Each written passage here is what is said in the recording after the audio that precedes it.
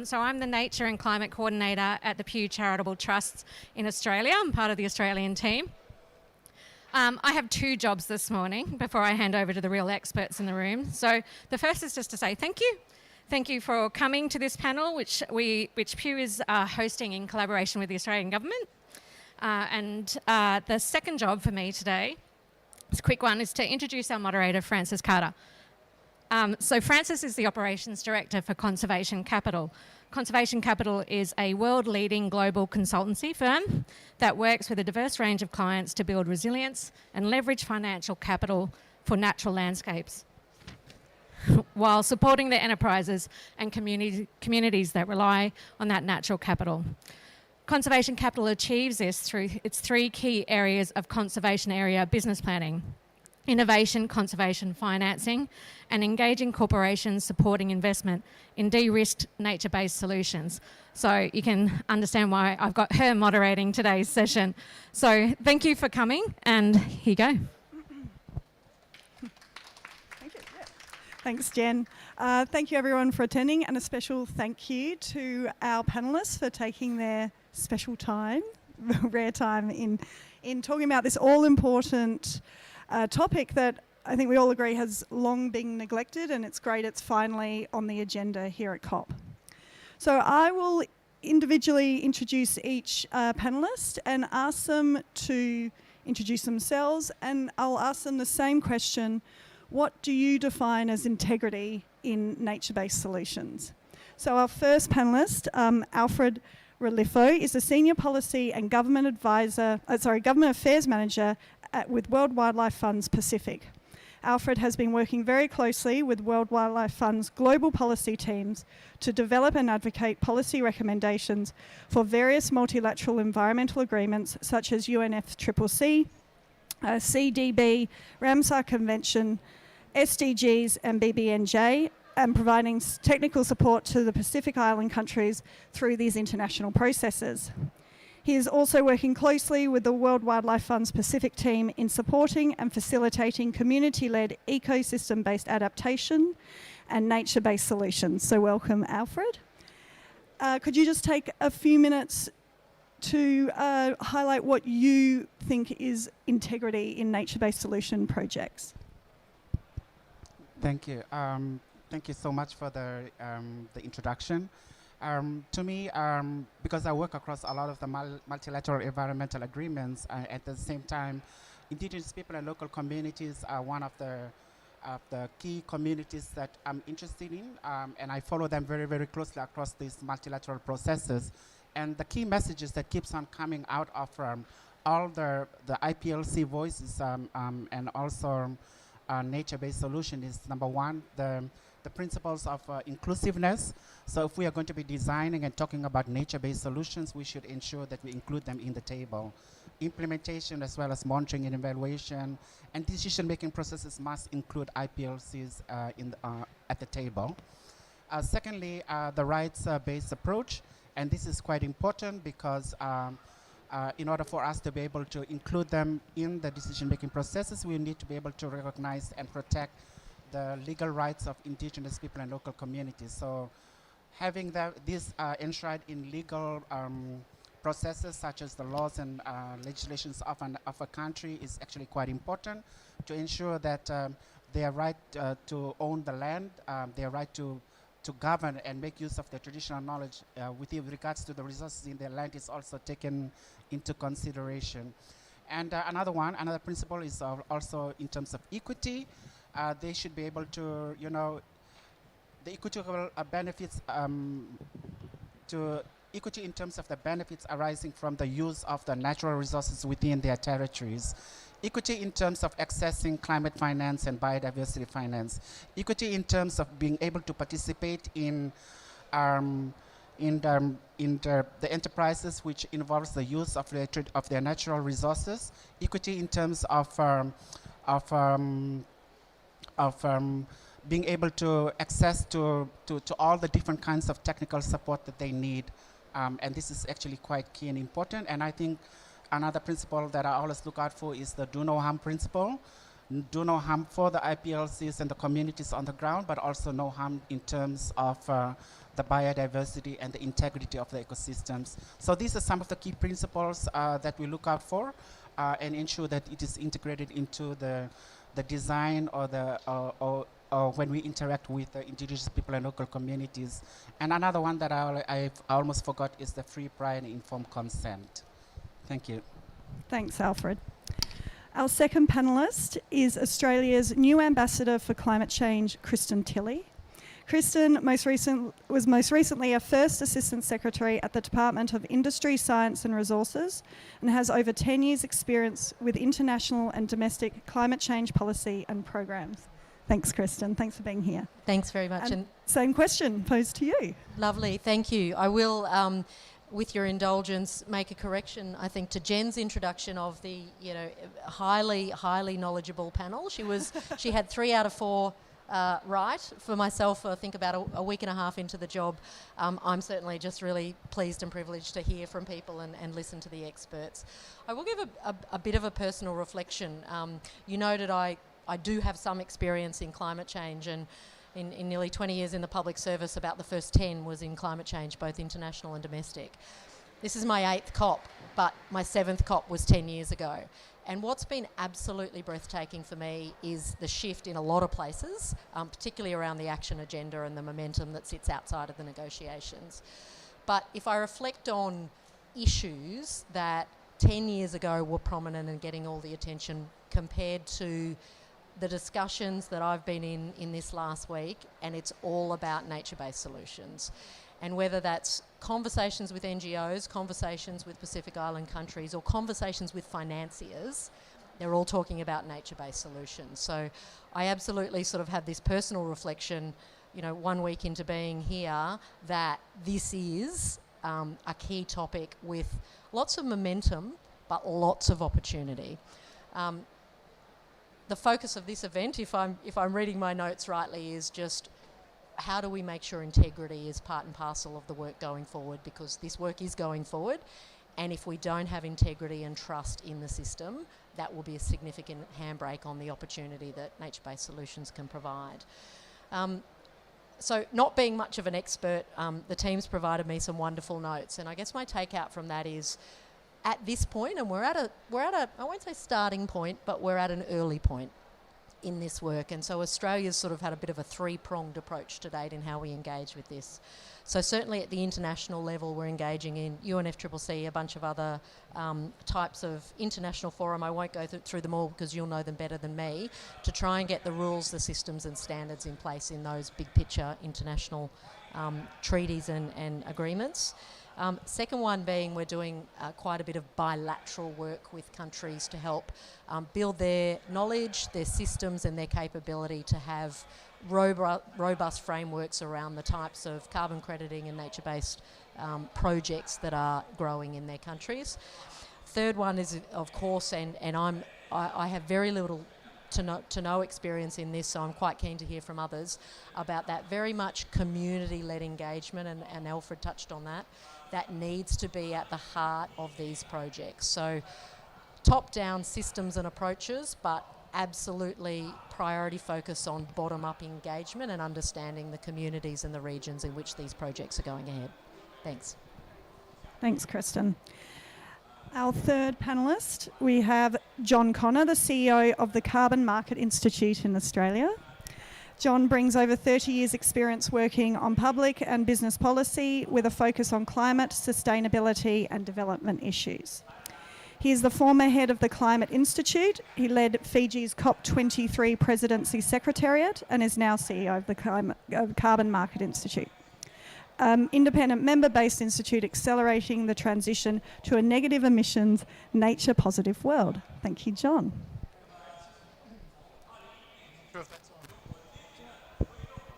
I think that is now. Yes, you can. Yep.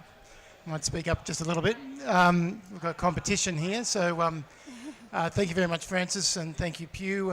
Thank you, all of you, for coming along. It's a very packed agenda out there. So, yes, I'm head of the CMI, which is member-based. We've got over almost 150 companies right across the carbon value chain, from primary producers, carbon service providers, which is project developers, banks, intermediaries, legal companies and emissions-intensive companies and larger companies, all working out how to deal with this rapidly evolving. And it's really even been in the last 2 or 3 years, frankly, Kristen, that things have really taken off in exciting ways around trying to understand what does net zero mean, what does nature positive mean, and ultimately now we're beginning to understand that, of course, we're going to have to be negative emissions, and hence why we're embracing that more with CMI. And so and why is that important and why is that hard? It's because we've actually got to set up these systems that are durable to sustain credibility and investment and community support over decades, to be ultimately doing the work of decarbonisation, but also setting up how we pull carbon out of the atmosphere. Now, crucial amongst that is some of the opportunities in the natural realm. There are geological and industrial opportunities I won't go into, but in the natural realm it's there, and they need to have integrity. Need to have integrity at the community level, so that we are, particularly if it's linked to carbon, which I can explain later, we still believe is a primary carrier for much of the investment, for at least for the little while, to make sure that it's got social and environmental community outcomes which are enduring, particularly if we're in international zone where we're actually going to be moving the carbon out and adding to the host country's accounts. But when it comes to nature-based solutions in themselves, there's 3 main things that I think we should look at. One is being an outcomes approach, not just activities. And so there are some people saying, oh, if I'm doing X or Y, that means I can claim nature-based outcomes. We think it very much needs to be linked to actual outcomes, environmental outcomes, but linked also, as I said, to social and community outcomes. When it comes to the environmental outcomes, it needs to be ecosystem-based. So we need to have that into the repair and regeneration of the ecosystem so damaged. I did meant to say one of my opening spiels is normally that one of the things that drives me as an individual with the organisation that I'm in and with the team that's here, and I've got Janet Hallows, who's head of our nature-based solutions here today, but it's the opportunity through this to get land, climate and history repair, indeed, with Indigenous communities, and so how we tie these up together. So that's important in terms of that first element. Secondly is actually doing this nature repair job. We've got to get the appropriate units in which we're engaging with this, and it has to reflect ecosystem outcomes, and that's really important, so it's enduring. So we're not just choosing charismatic animals or just particular trees. And finally, it's got to have MRV, as we've been learning through the carbon system about monitoring, reporting, verification, having those appropriate systems that are there, and linking into both public and private policy machinery. So that what's been very interesting, and we'll talk a bit more, Francis and I were talking before around the developments literally in the last week from the UN high-level group on net zero claims, the International Standards Board on net zero claims. Very interesting new drivers around what's acceptable to be making claims about, and how that impacts in terms of potential investment into this area, but also the public policy realm. So we're looking in Australia, exploring biodiversity stewardship certification. There are various examples at state levels, and how that can come together is very important. So how we link both those private and public policy machines to drive that integrity, but to build the information system and accountability that's going to last for the decades that we need to be driving these solutions for. Great, thanks, John. And our final panellist, we have Dr. Virginia Marshall. Bear with me, this is quite an extensive, impressive CV. Virginia is a research fellow at the Australian National University School of Regulation and Global Governance and a board member of Australia's Climate Change Authority. Virginia is a practicing lawyer and leading legal scholar and winner of the W.E.H. Stanner Award for the best thesis of an Indigenous author. She's a recipient of the Australian Research Council's grant to investigate barriers and pathways for the Indigenous-led development of Indigenous traditional medicines. She is also a member of the Human Research Ethics Committee at ANU Australia's Committee of Aboriginal Water Interests, CSIRO's Indigenous Committee, Chair of the Indigenous Research Aboriginal Group at ANU, and the UN Delegate for the Pacific on Climate Change and the Local Communities and Indigenous Peoples Platform. It's quite a mouthful. Well done. So thank you, Dr. Marshall. Thank you. Manangu. As a Wiradjuri Yemba woman, I just have to give my introduction, which is Ewan Nadi, Virginia Marshall, Baladu, Wiradjuri Yemba, and it's really lovely to see you, so thanks for coming. Look, I think that the first thing is I have to thank the Egyptian people for hosting this COP. I was at Glasgow last year and fought my way up Edinburgh with the cobblestones, and no high heels there, I can tell you. That was a very exciting time. But I think that I have to start also by acknowledging the Indigenous peoples here in this land. We forget sometimes when we come, like we did in Scotland when we were taking the railway, it was a hard fight to get Gaelic underneath the English words. And we don't even have anything like that in Australia. We might have it on some street names or some suburbs, some towns, but that's about it. So I guess my way of dealing with all of these discussions, and Alfredo's quite right, we've got a lot in common there as far as being Indigenous Australians. The big issue is, and I really came to grips with this when I was invited to Siena, Italy, and this was about 2 weeks before I came here to COP, so I've been here 2 weeks and this will be my 3rd week.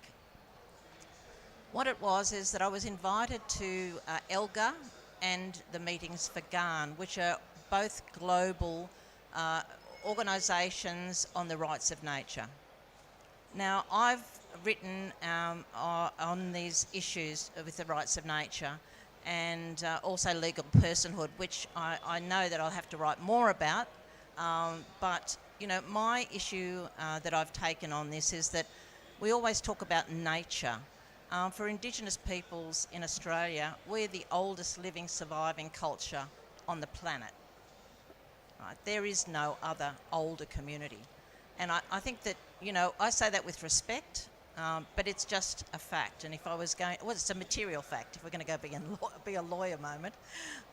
But, it's really important just to put that out there because the way that we think, the way that we relate is very different when we say nature.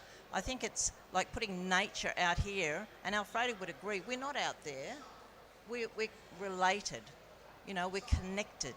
And when we say nature-based solutions, which is based on a Western framework, and we've heard that at the Indigenous Pavilion this week by many other speakers, we have to remember that using that word alienates Indigenous peoples of Australia from the whole solutions in the first place, right? So we have to have respect for the language we use, and as a lawyer, we know language is critical.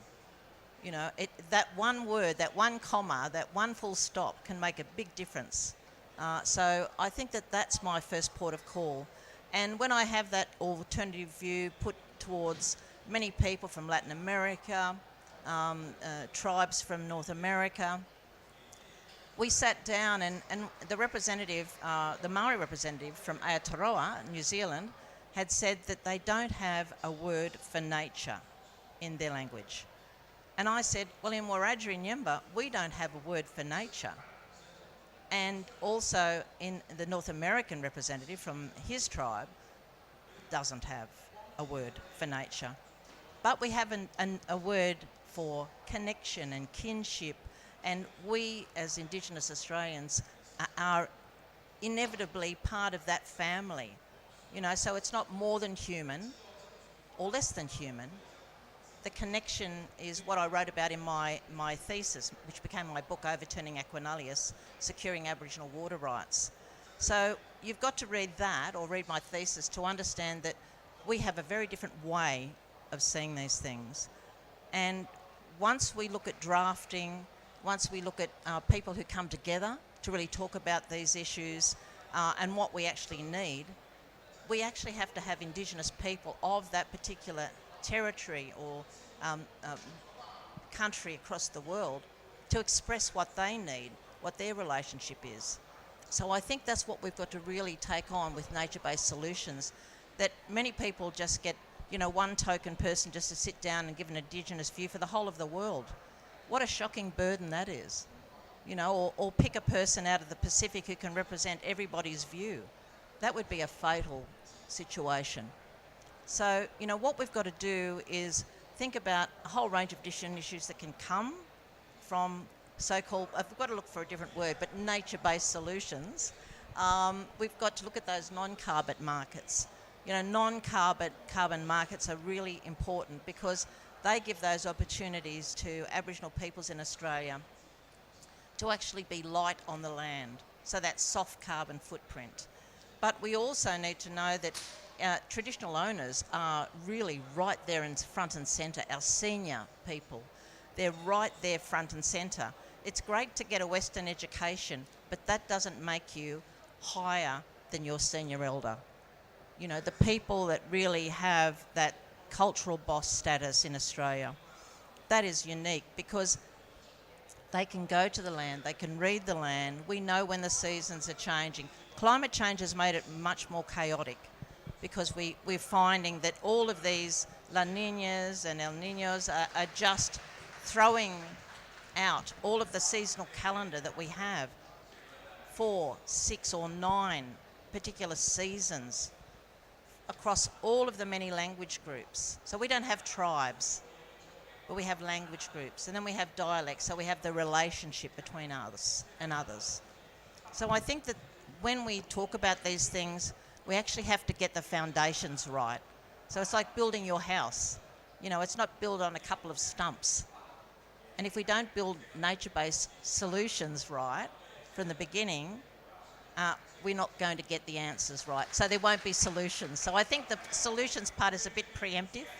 I think we have the knowledge, but then once we give the knowledge, the problem is how do we actually regulate, benefit sharing, for example, under the Nagoya Protocol. Australia hasn't ratified the Nagoya Protocol. But when I put the question to Professor Franchioni at the University of Siena, he did say that even if we haven't ratified the convention, it means that it is customary law in progress. So it still is customary law, whether you like it or not. So I think that that's really important. We still like it ratified, so you can put that on your wish list. But, I think it's really important that we also see climate change as really an important issue, but we have to have a specific response that is also from all of the language groups, not just one. Mananguwu. Thanks, Virginia. So building on Virginia with Indigenous knowledge and culture, and Alfred, you were mentioning the 4 areas of equity, rights-based, no harm, and inclusiveness. Can you, both Alfred and Virginia, and John or Kristen, if you have anything to add to this, do you have tangible examples of projects that have demonstrated these fundamental elements of integrating community engagement and Indigenous culture into these nature-based solutions? Yes, thank you. So I will share my experiences working with some of the communities that we work with in Fiji. When we engage with the community, it's mostly when the community invites the WWF to come and assist them or facilitate them with some of their activities that they want to implement, and that is where we move into the community through invitation. Also, from the beginning, we include the communities in consultations for the planning and the design of the project. So I'll use one community, for example. From the start, we took 3 years to develop their integrated district sustainable development plan. Took 3 years, lots of resources, lots of time going back and forth between the community, the various members of the communities and the various villages, just to ensure that we capture their aspirations in terms of their sustainable development aspirations. So included in this sustainable development plan is planning to protect their natural resources, planning for the sustainable use, planning for education for the district. How would the community work together to support education of their kids and children? women and gender is also an important part of this as well. Infrastructure, resilient infrastructure, disaster risk reduction. So this is a sustainable development plan that was developed by the community, for the community. And we integrated the science-based aspect of this. We did some socio-economic research. That development plan has been was completed in 2018, and then we continue to work with the community in terms of identifying and connecting the communities to the right or relevant authorities in terms of the implementation of the plan. Since the adoption of the plan in 2018, 3 of the villages have water issues, water security issues. They do not have access to a constant supply of tap water, so they used to collect water either from the rain, when the rain falls, or they get the water sources from the small streams during heavy rain season. And because the communities are located in the leeward side of the island, water is they have more droughts than rainy weather. So this has become an issue, but since then they have already been able to work amongst themselves with some of our stakeholders and partners to establish water supply systems for 2 of those villages. And when I left Fiji to come here, they were actually working on the 3rd village to ensure that they continue to have to address the water security issues.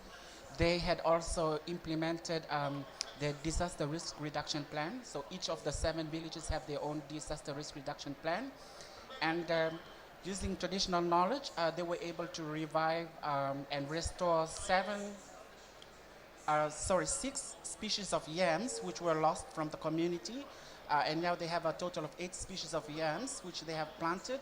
And they use these yams because of their durability and long shelf life as part of their food security for times when after cyclone strikes and while waiting for relief aid to be able to come to the community, they're able to use the yams instead of having to rely on the processed flour, which they will have to consume processed flour-based products, which is not part of their normal diet or traditional diet, for about 3 to 6 months while they replant their root crops and traditional food system. So that is one very good example of how engaging the communities from the start in terms of planning with them, designing with them, and ensure that we capture their traditional knowledge, and complemented by modern science, but at the same time involving them in the entire process, providing them with some capacity and connecting them to the right partners and stakeholders in terms of implementation of those plans. Thank you. Great, thanks, Alfred. Virginia, do you have any examples you'd like to share? It's a great example, Alfredo. I think that you've actually really said something that's really important to me, especially in the space that I'm working with in ethics and leading the Indigenous ethics group as well, is that the time frames that Western organisations, government organisations give Indigenous peoples are really unachievable. For example, I've got an Australian Research Council grant, which is a prestigious grant, but I've got 3 years or 4 years for an option for a 4th year to do that whole community process in, and mine is to ensure that we have Aboriginal people in Australia leading Indigenous medicines. So, that's really critical work, but the time frames, the milestones, are really not working with Indigenous communities, because if you have sorry businesses, and that is when our elders might pass away or there's suicide and a young person's died, sorry business, grieving can take 2 weeks or 3 weeks or 4 weeks or 6 weeks. So you've got 6 weeks thrown out of your whole milestones, and then you have to explain to the authority why you're late. And, that might happen several times during that project. So, that's what I think we have to really work with governments and the Australian government here on the Australian Research Council grants and any other private funding that just want to stick to milestones. It's achievable in a private industry, but it's not really going to correspond with the needs of Indigenous peoples. And the other thing is too that Indigenous Australians have always been working to short cycle funding. 6 months here, 1 year here, you get a great staff member, and then all of a sudden after a year, they have to be let go because there's no future funding. And if you're going to get funding for that year position, you've got to do it 3 to 6 months, well before. So, you know, that whole cycle of funding has been a huge failure. But what is something that the Australian government is doing at this time is really looking at funding Indigenous land and sea ranges. That is really fabulous work. Now, how that comes down to the ground and really the work that's being able to be done and led by Indigenous land and sea ranges is going to be critical, because Indigenous people have to lead. They have to be in the room to decide the criteria, the foundational concepts, and climate change is no different. This is just a huge crisis that's been created. And I think that what we need to see is that ethics needs to be very malleable for Indigenous use. And also it's critical that all nature organisations need to work to our timeframes. I know I did a very big project years ago for Washington DC and one of the environmental groups over there, and it was to look at all of the water legislation and regulation across Australia and to see how women or vulnerable peoples could access and use water, potable water for example.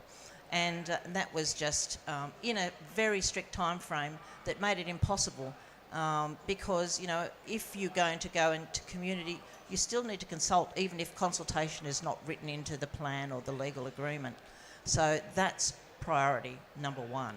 I really agree with these outcomes that we have, but it shouldn't be just a small pot of money. It needs to be substantial. It's like when we talk about climate financing. We know from last year in Glasgow it was much easier to get a large sum of money, $1 million, $2 million, than a smaller amount of money, 50,000, 80,000, 100,000. That was the message that came from the plenary last year. And I think that we've got to do better on any type of financing, but we certainly need to lead our space. And that's one thing that's critical. And give us the funding. Don't let it trickle down to us. I think that's really important, because I think sometimes we're treated like children, and I think that is really a misnomer. We have to make sure that if we're saying and being proud about acknowledging traditional peoples and traditional Australians, then we have to allow them the respect to get on with business, you know, and not be a nanny state. I think that that's really important, because we are quite capable. We are quite educated on both sides, culturally and on a Western education. So I think that that's really primary. Thank you. Thanks, Virginia. So, Kristen and John, Tanya Plibersek made it very clear that the Australian government couldn't fund the restoration of the Australian environment that came out of the State of Environment report, and these nature-based solutions obviously have a role to play. What's the Australian government doing in attracting funding or funding these projects and linking the private sector into nature-based solution initiatives? Kristen, you can start if you'd like. I can start. I'll say it's a short answer, not to dismiss the work going on, but just again because my knowledge isn't perhaps as up to scratch as others might be. There was though, and I mentioned before, sort of one of the key things for me coming to this COP after a 10-year break is the focus on, and Virginia, I do want to keep working on what's the right description we can use, but I'm conscious I'm sitting in an event with the words nature-based solutions sitting behind me. So what is the right approach to unlock finance for nature-based solutions? And as I said, there's you know, some of the most really interesting discussions I've been having is with financiers who are just so enthusiastic about this. What I am aware of, and there was actually a press release from our Minister for International Development today about some new projects that we've unlocked, and I'll get the acronym, it's called EMIF, but some of you might know the proper title better. Claudia can help me. Emerging Markets, Innovative... I can't hear, but it's called EMIF, E-M-I-I-F, and there is a press release out from Australia today. So this is new for Australia, so this is how do we use innovative financing to unlock some of these solutions. I think the whole fund at the moment is 40 million. You know, our aid budget's in the 4 billion, so it is a very small component. It's a start. But whatever I can do going back into the country back into Australia after this meeting to kind of reinforce the importance and the opportunity and take some of these really important learnings around how to do it right, I will be doing. Great. John? Yeah, there's a few initiatives. I mean, firstly, I want to come back to some of the Indigenous elements and what's coming out of the carbon market in terms of opportunities. And there's an important sort of category, if you like, there where we're actually having Indigenous ownership directly benefiting from untrammeled funds, and actually rather than through grants and timelines and the like, through some of the carbon money, as they call it. And that's through, and particularly Savannah projects up the north, but expanding into other areas of the country. And that's a great part of that. But there's also there for the rest of the industry a challenge around free, prior and informed consent. Alfredo mentioned this as well. We as an industry are trying to help this with, we run one of the world's first code of conduct around the carbon industry, which is helping in particular the sort of the stakeholder and consumer engagement, and part of that is about doing the right sort of negotiations, and it's a challenge for many of the project developers because time is an issue, and so but how do we do that and do that better is certainly one way in which we're institutionally trying to add to what I was saying before around the private and the public policy frameworks in this area. In the broader country-based or nature-based solutions work, the new government is coming in and having a look at some work that the previous government did around biodiversity certification. And we are a bit anxious that's being rushed a little bit and not having some proper consultation and engagement around some of these issues, not necessarily as outcomes focused as it should be. And I know our friends at the Indigenous Carbon Industry Network weren't thrilled that they had 2 weeks to respond to the submissions on that process. So it's very important, but that is setting up some framework about how do we have some of this verified recognition of the nature and outcomes that companies and investors and public as well as private investors might be putting money into. So that's a scheme and a framework that's important and we need to watch, as well as the engagement internationally. I'll look at what the EMIF is, but through the Indo-Pacific Carbon Offsetting Scheme, there's investment in some capacity building, and we're working with DFAT actually to help Fiji to develop up a carbon market strategy as well. So those sorts of investments are very important to help build that capacity, but they've got to bear in mind some of the issues that Ginny is raising around time and consultation. And who are these investors coming in? You said public and private. Is it mostly domestic private, or you see international investment coming in, interested in these community-led projects? And what's really the risk appetite or what they're requiring from these projects? Is that because we find there's an issue with aggregation? They're too small. They don't meet the ticket size. Yeah. Do you find that as well with the feedback from investors? That's definitely a big challenge, and particularly when we're talking around the Pacific or places like that, when there's a lot of interest in blue carbon, but that's there's a lot of investment they need to get into that, and particularly just coming from some small plots, and that's where we are working with some of the partners around how do you aggregate that and build that up.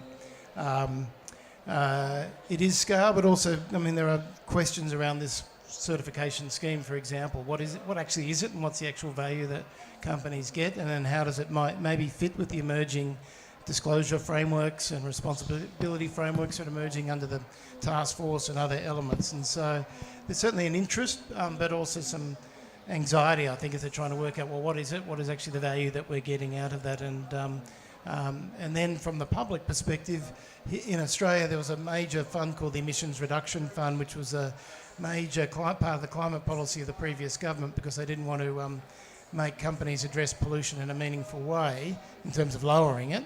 That's a whole debate we're having around our safeguard mechanism.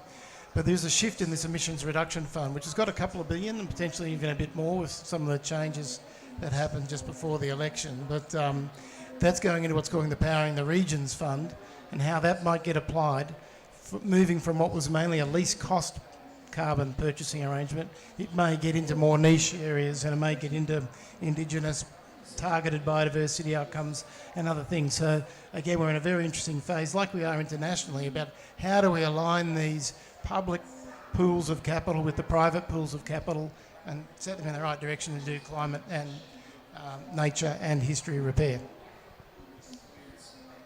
Yeah, and I think that brings up an issue. Alfred, you may have some thoughts on these investments.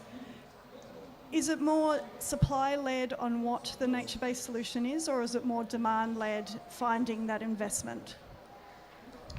I have very, very little experience, working in terms of the carbon markets and also in investments. But I think, if I may say, something that captured my attention over here last week during one of the events where we had one of the indigenous spokespersons participated in a panel, and they were talking about the various types of climate finance. This is a young mother from the Mariana Group of Islands in the northern part of the Pacific, and she specifically mentioned that when you design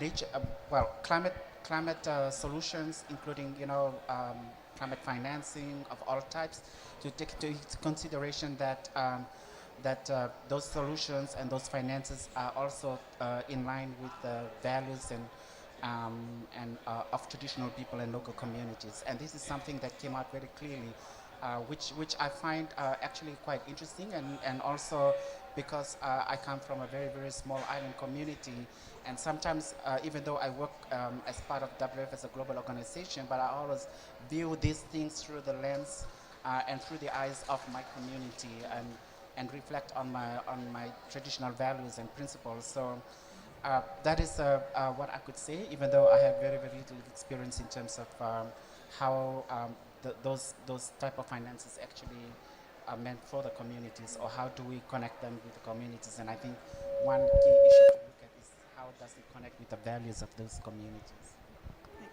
Virginia, do you see this happening with civil society supporting communities with actually producing solutions that they need, or what the investor would like to invest in?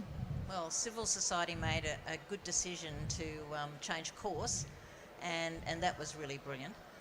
So I think that it's really important when you talk about these decisions of values, working with the Committee on Indigenous Water Rights, and that's a national and Australian level committee.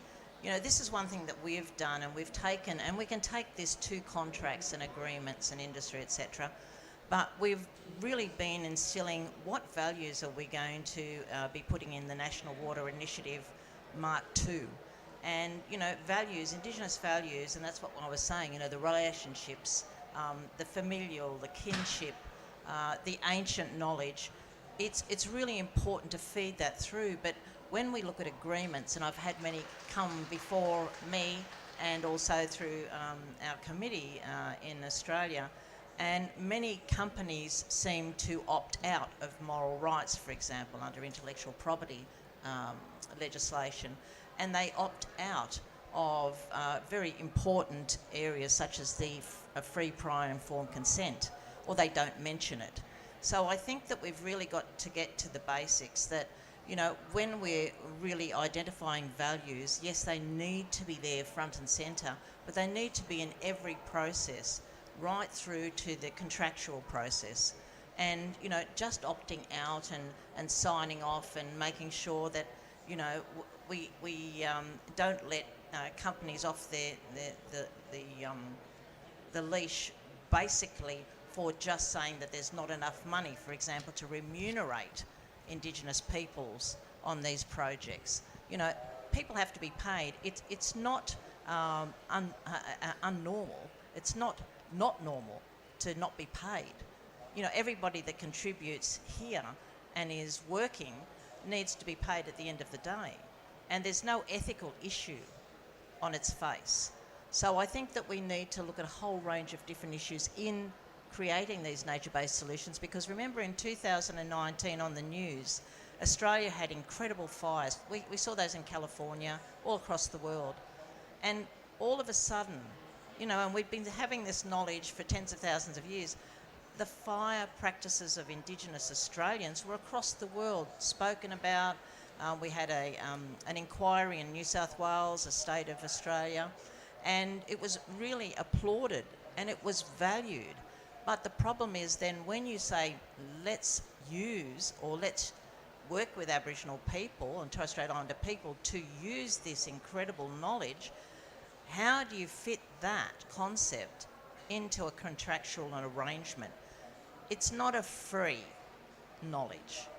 It's not free for everyone because many Indigenous peoples and other disadvantaged peoples across the world have had their knowledge stolen, have had their history stolen, have had their land and waters stolen. So we need to make sure that in those industry agreements, and the Equator Principles, gives that example of how ethical projects need to be run, but maybe we need to look at the UN business and human rights documents because they're very outdated. They need to keep up with the crises that we have at hand, which is climate change. So I think that there's a range of issues we need to deal with, but opting out of your responsibility, and we have those conventions and declarations for a good reason, and use them in your documents, in your industry, whether it's the carbon market industry or in water management. And that, I think, essentially is important because the fires in Australia showed us that our knowledge can be really valued by the rest of the world. And I know that we go and we have gone to Botswana to share that knowledge. And they've received that, wholeheartedly. And we've also gone to some tribes in America to share that knowledge. So, if we think about the process and not jumping and just saying, I want that, we need to think about the ethical processes to get there. So I think that that's a really important point. And that goes to climate financing as well. Yeah, so Virginia, we were talking about this before, but I'll pose the question to Kristen and John. I'm actually hijacking this question from someone else. I heard another panel. I thought it was a fantastic question. How do we feed these solutions, these ideas, these discussions that are happening here to what's happening in the negotiations? That it actually translates, there's an alignment between what Australia is negotiating for Australia and supporting the Pacific Islands and the region to actually supporting these projects, and there's tangible outcomes and leveraging this climate finance. Thanks very much. It is a great question, and it's one that I've actually thought about historically for a while, and I think we have a really good opportunity should Australia jointly with the Pacific have the opportunity to host COP31. And so many of you would know Australia has said it does intend to bid to co-host COP31 with the Pacific, and we'd hope to sort of have that formalised in the coming months. And then we're in this incredibly privileged position. So I'm answering your question by not answering it for this COP, but looking ahead. Should we be successful, we're in a really privileged position to have close to a 4-year time horizon to think about how to drive a really effective Pacific COP in 4 years' time. We absolutely, and the government of Australia has been very clear, this would be done in genuine partnership, and so we'd really want to spend a decent runway of next year and beyond, but just really what we say spitballing, just thinking up and inviting and working through different ideas. Because the word that I think I've heard quite a bit of since being here, including from very senior people such as Al Gore right down to community groups on the ground, engaging in this process is there's got to be a better way. And the word reimagining how to do COP properly is something that I think is getting a bit of momentum, particularly around a COP31 bid. So I don't have the answers, but I think what I'd say is there's a real enthusiasm. I will just finish by saying when I was previously involved in the COPs and the negotiations, I had this opportunity to work to Howard Bamsey, who was a former climate sort of senior person in Australia, and he had a really important job between Bali in 2007 and Copenhagen in 2009 to run a process, which was, I think it was 2005 to 2007, and he co-chaired this important process, and I can't even remember what it was about anymore, but it was a 2-year process with South Africa, and he And I hope there's no UNFCCC representatives here, we wanted to do that differently than had previously those sorts of processes been. And our starting point with the UNFCCC at the time was, instead of doing 2 years of negotiating with a couple of breakouts for some sort of interactive discussions, let's flip that. Let's spend 2 years doing different interactive engagement with people outside of the negotiations. And once in a while in those 2 years, let's just turn on a short negotiation to drive some text forward. And that was a struggle. And we weren't very effective in we sort of got a bit of a hybrid, and it was new for the UNFCCC at the time, but it was really hard work to change the system. So I guess I'll finish my answer to your question, Francis, by saying there's a real willingness to try and push through and do things differently in the lead up to a COP31 in the Pacific. And so what we're really keen to do is hear from others about how we can do it better. John, do you have any ideas aligning what's happening here with the negotiations? Yeah, there's a couple of things. I mean, first we've got to work out what the linkage is with the biodiversity COP, and there's pressure on the presidency to drive a bit of a link in the cover decision about how we might actually link nature and biodiversity and other Indigenous outcomes, but particularly how it links into that COP, and so we can merge these things a little bit more as well. Kristen, you were on sort of in other zones during the time, but when the time I had the great privilege of working with the Fijian government, we ran what was the precursor to next year's global stocktake, which was actually about countries taking stock of where we're up to. We ran the Talanoa dialogue to try and do that in a way. And so we used Pacific traditions, and we actually had the negotiators out from behind desks in the traditional Talanoa way, telling stories about what this meant for their countries and their people, and try to make it real and link that in. I think you can be creative like that. I mean, the Indaba process was in Durban, I think is what you're referring to. Similarly drew on some of the Indigenous traditions of storytelling and engagement, which takes you in a bit of a different space. And so right now we're trying to work out what is the formal part of the Paris process now, the global stocktake, about how that works. And so what we bring into that global stocktake process is going to be crucial. And there are some meetings in April and October. And again, I think the technical discussions are finished for the stocktake for here, but that could also be inserted into the cover decision. So there are a couple of ways in which we might inject these linkages in there. There are other ways. So there was the Oceans Pathway agreement, which Fiji also pioneered. So trying to build these other dialogue around the actual UNFCCC, the sticklers for it must be under UNFCCC. You need to find your way to leverage that into the work programs, but it is possible, and some of those initiatives have shown how. Great. Alfred, you seemed like you wanted to say something. Did you? I just wanted to say that for delegations that are part of the negotiation to also, it would be good to include at least not one or two Indigenous representatives in the delegation who actually participate in the negotiation, and that would be something that could be quite key. And also, in terms of negotiating for the climate outcome of this COP, in years to come, to also include, experts from the oceans and from the biodiversity processes in the climate negotiation team, so that these could be some of the technical people that you can fall on in terms of integrating both biodiversity, climate, and also issues relating to Indigenous people in the outcome decision. Thank you. Thanks, Alfred. So we're out of time now, but I'd like to thank our panellists again for their time and their insightful comments. And unfortunately, we don't have any time for questions, but I'm sure if you would grab a panellist, if you see them on the way out, they'll take your questions. But thank you again for attending, everyone. Thank you to Pew for holding this session. And everyone, enjoy the rest of COP.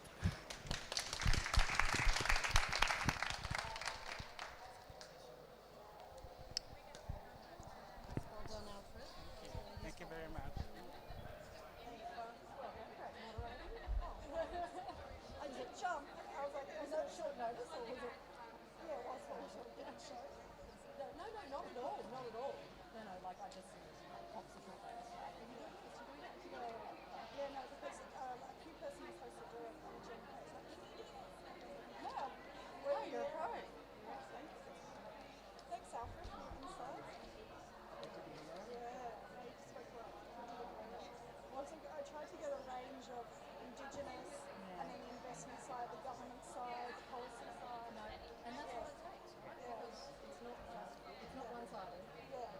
all views and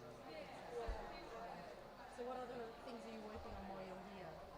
um, so there some of the specific negotiators for the biodiversity crop is also here as well. So I'm trying to work with them to use it as a springboard for a more ambitious outcome for the global biodiversity framework, and also supporting them in terms of negotiations over here. So adaptation, loss and damage, and climate finance are some of the things, and ocean too.